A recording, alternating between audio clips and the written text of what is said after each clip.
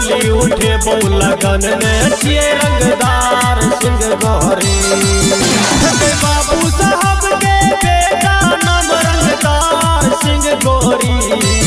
तोहर डोली उठे बहु लगन में रंगे तैयार गई छोरी। तोहर डोली उठे बहु लगन में छिए रंगदार गई छोरी।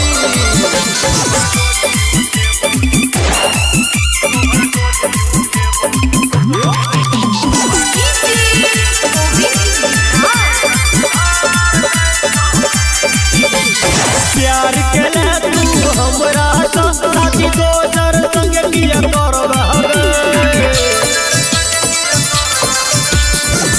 ठाई गोली खाली हमर चलतौ पूरा हिसाब हम ले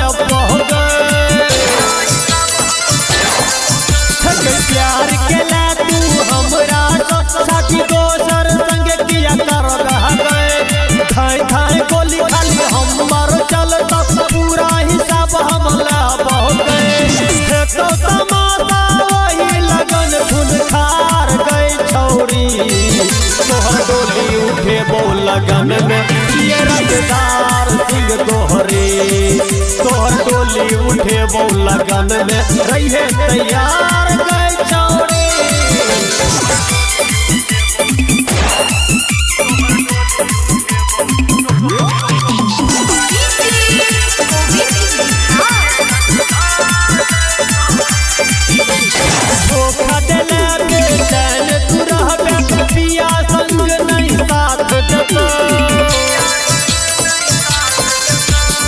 जीवन हमार बर्बाद तू केला तोरो जीवन बर्बाद है